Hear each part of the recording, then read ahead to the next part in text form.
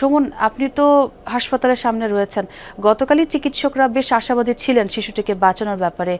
অবস্থার অবনতি আসলে কখন নাগাদ হলো এবং এই ঘটনার সাথে যারা জড়িত তাদের কি জানা গেল কিনা? ছোঁয়া, শিশুটিকে আসলে দুদফায় অস্ত্রোপচার করা হয়েছিল এবং গতকাল দুপুরও কিন্তু আসলে দ্বিতীয় যেই অপারেশন সেটি আসলে সম্পন্ন হয়েছিল। তারপরেই তাকে আসলে বেডে দিয়েছিল চিকিৎসকরা এবং সেখানে যখন তার অবস্থার অবনতি হয় তখনই তাকে আসলে চট্টগ্রাম মেডিকেল কলেজ হাসপাতালে আইসিইউতে নেওয়া হয় এবং সেখানেই তিনি শেষ নিঃশ্বাস ত্যাগ করেন। এই মুহূর্তে আসলে আমরা আইসিইউর সামনে রয়েছি। তার যারা স্বজনরা রয়েছেন তারা পাশে পাঁচলাই থানায় গিয়েছে এবং সেখান থেকে তারা হয়তো অল্প কিছুক্ষণের মধ্যেই যে আনুষ্ঠানিকতা রয়েছে হাসপাতালের সেটি আসলে সম্পন্ন করবেন। আপনি জানেন সীতাকুণ্ড থানায় কিন্তু ইতিমধ্যেই এই ঘটনায় একটি মামলা হয়েছে। আমরা হাসপাতাল কর্তৃপক্ষের সাথে আসলে কথা বলেছিলাম। তারা আসলে বলেছেন যে যেহেতু গলায় ধারালো ছুরির বেশ গভীর ক্ষত ছিল, সেক্ষেত্রে কিন্তু তারা দ্রুতপায় তাদের যে চিকিৎসা কার্যক্রম অপারেশন সেটি তারা সম্পন্ন করেছিলেন। তারাও বেশ আশাবাদী ছিলেন যেহেতু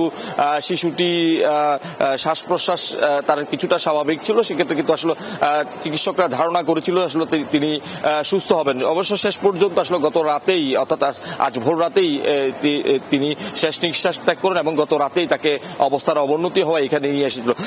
অনেকেই ধারণা করছে, যারা স্থানীয়রা যারা উদ্ধার করেছিলেন তারা আসলে বলছেন যে শিশুটি আসলে পাশবিক নির্যাতনের শিকার হয়েছেন। তবে এই বিষয়টি এখনো পর্যন্ত যেহেতু পরীক্ষা নিরীক্ষার বিষয়, এখনো পর্যন্ত সেটি যেই তাকে গতকালকেই ওসিসিতে নেওয়া হয়েছিল চট্টগ্রাম মেডিকেল কলেজ হাসপাতালে, সেখানে তার শারীরিক পরীক্ষা হয়েছে। সেই তদন্ত রিপোর্ট আসলে পাওয়ার পরেই এখানকার যারা চিকিৎসকরা কিংবা তারা যারা আইনশৃঙ্খলা বাহিনীর সদস্যরা রয়েছেন তারা আসলে সিদ্ধান্ত নিতে পারবেন আসলে তিনি পাশবিক নির্যাতনের শিকার হয়েছিল কিনা।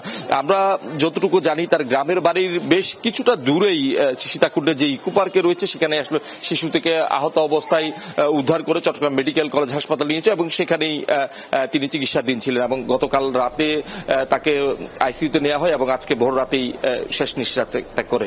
আমরা আবারও তার আপডেট জানবো সুমন, আপনার কাছ থেকে ধন্যবাদ।